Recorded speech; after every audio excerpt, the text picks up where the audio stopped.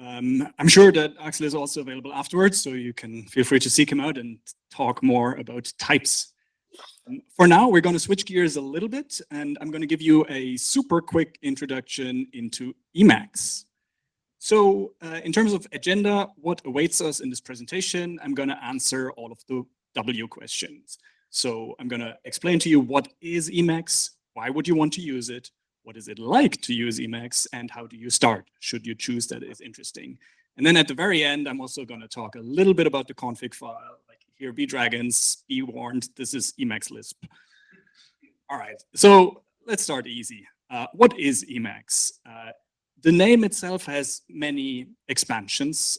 Some people are joking that it's 8 megs and constantly swapping, back from the days when 8 megabytes was a lot in a computer. Some people are saying Emacs stands for escape, meta, alt, control, shift, based on all the keys you need to use all the time to deal with the thing. But in reality, Emacs is short for editor macros, and it is a whole family of text editors, which are all characterized by their extensibility. Now, there's multiple Emacs implementations. The tech lingo is there's multiple Emacs. But in this presentation, I'm only going to talk about GNU Emacs, which is the oldest one and the one that is most relevant today. If you go away from Wikipedia and into the GNU Emacs manual, you'll see that they describe it as the extensible, customizable, self-documenting real-time display editor. Now that's a whole mouthful, and the real-time display editor is sort of meant as it refreshes in real time. It's not like set, like a stream editor, right? It's a real-time display editor. So this tells you a little bit about how old it is. And in fact, GNU Emacs is the first program that was ever released from the GNU project, which has also brought you GNU/Linux. It was first released in 1976 and is still in active development today. The last release was in August 2025. So if it keeps going like that, it'll probably survive me. So why would you want to use Emacs? If you ask around in any developer community, maybe the predominant opinion you'll hear is that everyone just uses Visual Studio Code, right? But this isn't necessarily the answer you will hear in the Go space. So in fact, I know that on the Go team, there are 4+ Emacs users, and there's 3+ Acme users, and also at least 1 Helix user, as we established earlier. So niche editors are popular in the Go space. This might just be because we like it, but it also tells you that it's possible to use such a niche editor successfully, thanks to GoPlease, for example, and I'm going to cover that later. So specifically, okay, a niche editor, maybe you want to try it, maybe it's interesting, but why Emacs specifically? I can only talk for myself, and I actually quite like the look and feel. And I'm going to give you a live demo here so that you can see what it's like to use it. But for me, like, the biggest day-to-day point is that there are some really good packages for Emacs. Like in other editors, you would call them plugins. And maybe that's thanks to the extensibility of Emacs. So I'm just going to walk you through a couple of the packages and tell you what I like about them. So the first one I want to mention is Maggot. This is like a magical Git user interface. Maggot is the main Git user interface I use these days. I don't use it on the terminal at all anymore because it's just faster to start Emacs and then use Maggot. And I'm going to show you a couple of things later so that you get an impression of how it looks and feels. But the key thing is that I can do many things very quickly that are really cumbersome otherwise. So for example, I can stage individual lines or unstage individual lines. I can quickly switch branches and rebase things and so on. And it's all just like single keys that I need to press for that, thanks to Maggot's menu structure. Yeah. Is this your actual terminal or? Yeah, all of the screenshots are actual Emacs screenshots, and I'm going to show you later when I switch to the live demo. But this is a screenshot, it's not live on the slide. All right, so the next feature I want to mention is eglot, which stands for Emacs Polyglot. It used to be that there were 2 popular LSP packages. One of them was called LSP mode, and then there was eglot. Nowadays, eglot is the default, and it comes with Emacs as like a built-in default package. This is great because I liked eglot over LSP mode. I thought LSP mode was like too hectic. It did all of the things, like it jumped around all the time, I find that eglot is a lot more subtle, but still it gives you access to all of the good LSP features. So you can use eglot to like jump to definition, or in this case, in the screenshot, I pressed the question mark key to show all of the cross references, and then I could go through all of the callers of the command.run function in this case. Then there's a cool package called TRAMP, which stands for Transparent Remote Access, Multiple Protocols. This is a way with which you can run Emacs on your local computer, and yet the files that you're editing come from elsewhere. So they could come from like an SSH connection to my server, as I'm showing here on the screenshot. And the impressive thing is that TRAMP actually is truly transparent in that it works with the other Emacs functionality. So you can see that in this screenshot, I have two things side by side. So I have a systemd service file for Navidrome, which is like a self-hosted music streaming thing, very cool. And then on the right-hand side, I have a shell, which I opened in my Emacs, but the shell is actually like running on the remote system. So this is how I can like edit things without any latency and run commands on my server, and it will just all be like in my local user interface. You just need like an SSH connection for that? Yeah, question was, do you just need an SSH connection for that? Yes, that's all you need. You can also add other transports and stuff. All right, then we have org mode. I have a very simple example here on the slide. You can see that I have a couple of to-dos, which you can move around. So it has like outliner functionality built in. You can like expand, collapse, and so on. I have a table in here, which you can automatically format. Like you write it any which way, and then you press tab, and it makes it into a nice ASCII table. You can export org mode. You can use this to track all of the things like your projects, your deadlines, your events. I don't do that. I only use like a very tiny subset of org mode, and that's totally fine, but many people really like it. I could go on like this for many, many more slides, but I'm gonna cut it short here and say that there's these great packages and many more. There's also opinionated helpers for Emacs, like I do, the project package, the council package, and also integration for other great tools that the community likes, like FCF, the fuzzy finder, or ripgrep, which is a fast version of grep. But to me, I also like that it's very customizable. So I can actually build these quality of life features that I'm looking for in other editors myself. So for example, I have like a custom key binding with which I can run the Go test in which the cursor currently is. Like I know that, for example, in Visual Studio Code, it shows like a little triangle and you can click that to run the test, but I just want to have a key binding and I should look at the cursor. Right? It's trivial to do this in Emacs. And you can do the same thing to like show Godoc or any other integration that is worthwhile for you or your corporate environment. Now, the customization of Emacs is also one of the few opportunities to use a real Lisp in actual practice. Now, either you're like, don't care, and you can keep this to a minimum, that's totally fine, it's just syntax in that case. Or you can really celebrate tinkering and get into it, like write actually like significant software in Emacs. This is like sort of a general theme. So some Emacs users are like super convinced and they put their whole life into Emacs. In fact, I had a friend who told me about a university professor, and every lecture of that professor would start with, so now that we started our computer, we're going to open up Emacs, and then. So he would like live in Emacs, do all the things in Emacs. I think that's maybe a little bit of an exaggeration. I've also seen the opposite end of that spectrum, where I've had other friends who are like, yeah, I don't really want to use Emacs, but that maggot thing you have there is damn good. So I actually know of a friend who uses Vim for editing, but then still starts Emacs with maggot just for the Git user interface. Similarly, there's also some cool like email solutions for Emacs. So maybe there's one or the other thing that makes you interested in it. Okay, so I've now talked a lot about like what is there and so on, but that's all super dry. So now I want to jump into like a live demo of how to use Emacs. And the rough outline of what I want to do or what I want to show is I want to set up a metax compile loop. I want to open a file, search through the project, and then commit a change and also show you like the self-documenting nature of Emacs, right? Okay, so let's see. We're gonna do. Okay, so I hope this is still roughly loud enough. Now what you can see is I opened up Emacs. If I just go into this directory in which I'm in the gocrazy/rsync checkout, which is one of the projects of mine.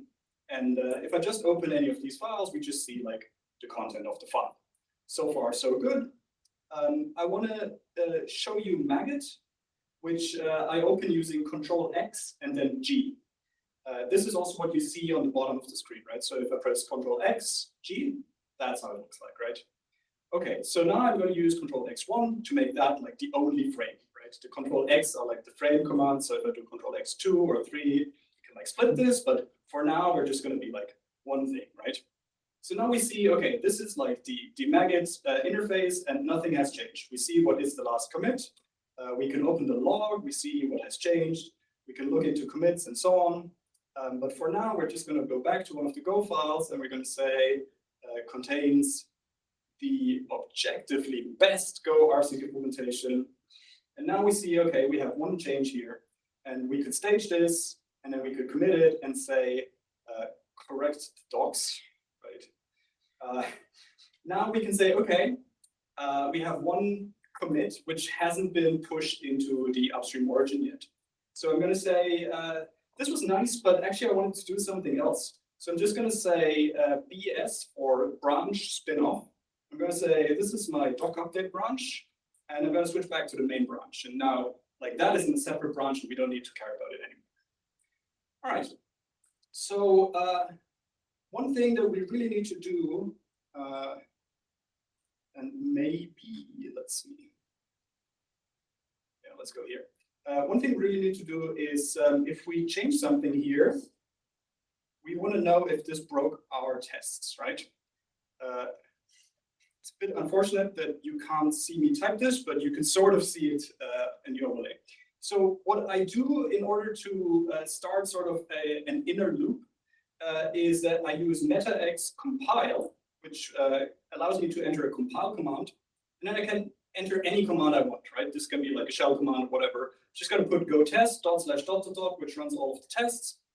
In this case, you can see that it actually ran all of the tests in the rsync client subdirectory, because that's the directory in which we're in. So in my case, what I usually do is I go into Maggot, which is in the root directory of the project. I'm going to start from here. Now we run all of the tests, right? And now we can see, okay, there are some errors here, right? And we can go into one of them. It opens the file. We can go through the remaining errors, right? And jumps through them.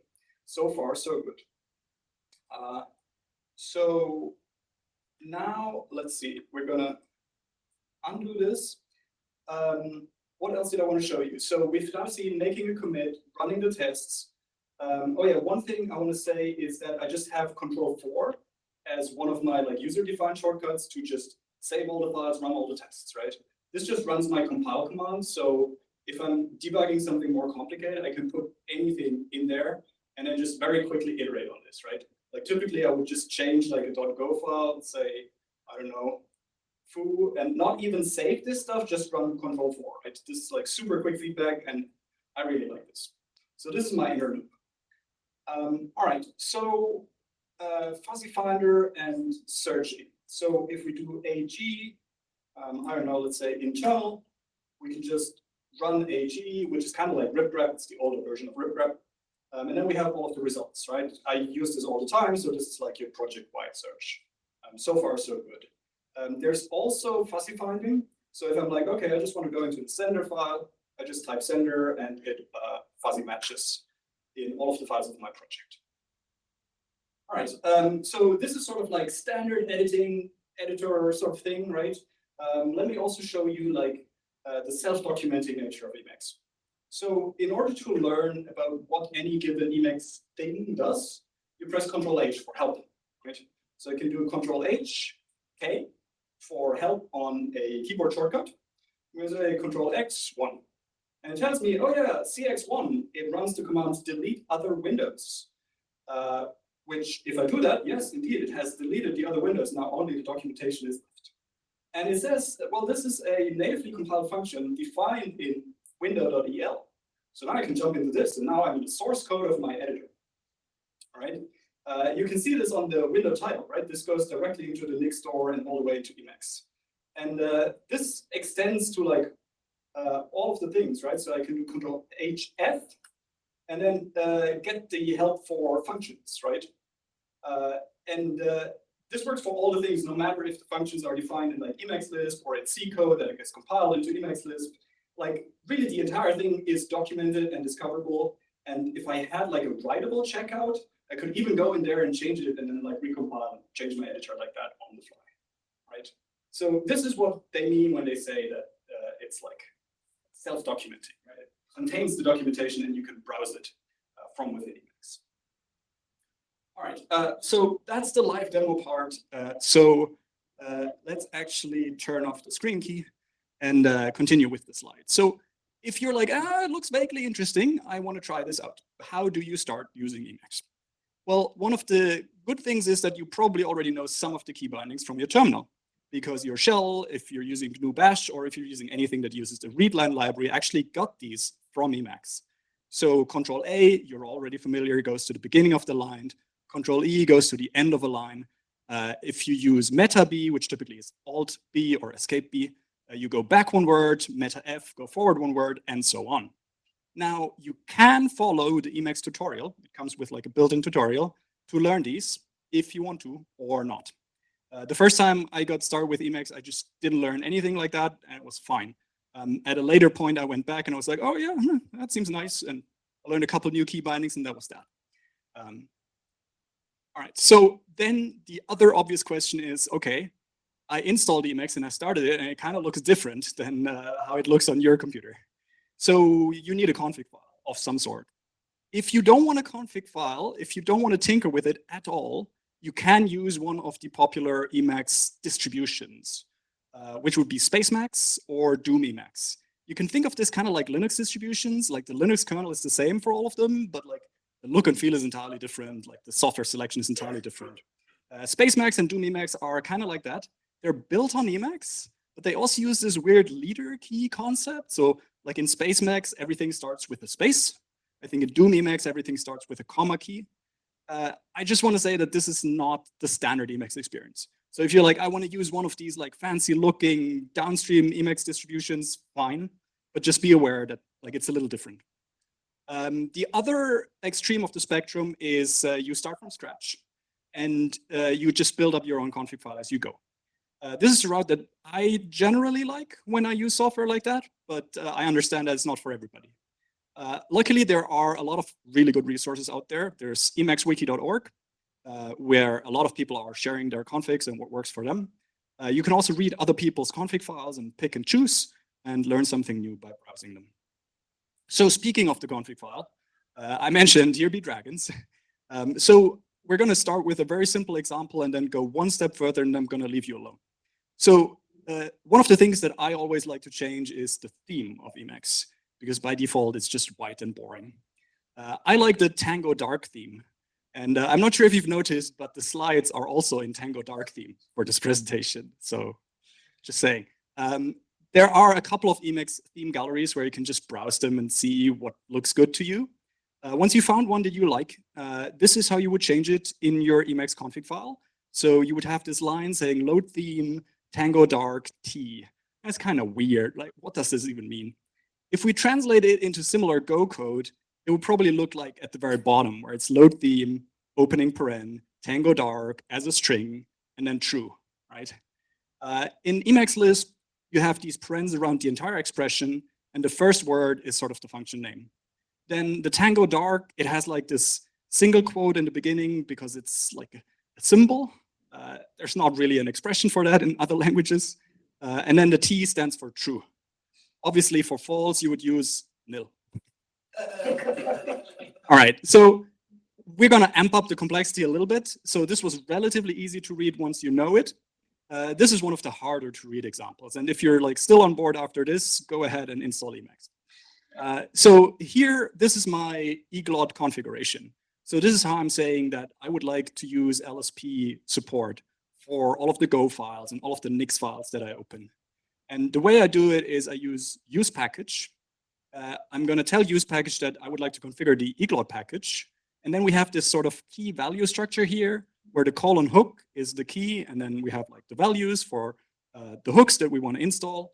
In our case, we're going to say, this is sort of an associative array now, right? We're going to say in the Go mode, we want to run eglot ensure, which just starts up eglot. And also in Nix mode, we want to also run eglot ensure. So far, so good. Then aside from the hooks that we install, we are also going to declare a config function, which will just be run once eglot is loaded. And in this one, we're saying add to a list eglot server programs, an entry for this list where it tells eglot that when Nix mode is active, it should use nixd as the language server daemon. Now, for a couple of well-known languages like Go, it already knows that it has to start Go please. But unfortunately, Nix is not yet in that list, so we need to manually configure this. So this is sort of like the most complicated that you'll have to endure. And yeah, I just wanted to show you. So with regards to common patterns for configs, I have relatively few advice. One thing you should definitely use is use package, so that you have the same structure to configure all of the extra packages that you want to pull in. Use package is sort of a package manager in that if you don't have the packages that you say your config needs, it will transparently pull them down. You don't have to use this, but it's convenient. I would also recommend that you split your config into multiple files, which are like small and have one purpose. So in my case, I have this prefix that I use for all of my configs so that it's unique. And then I just have like a provide statement and a load statement. And that's like the provide statement goes into the file and the load statement goes into my init file. And that's how the init file loads all of the individual config files. Speaking of files, I would recommend that you use the XDG base tier structure of having a ~.config/Emacs, but it also looks into the old like classic path of ~.Emacs if that exists. All right, so that's all I have in terms of slides. We might have a few minutes left for questions, but only short questions. The long questions, come find me afterwards. And if you want to steal bits and pieces of my config file, feel free to. They're like on GitHub, and I'm going to share the slides also in the meetup afterwards, but do it at your own risk. All right, any short questions? Yes. Why did you not manage your Emacs configuration with Nix? Question was, why do you not manage your Emacs configuration with Nix? Joke's on you, I do.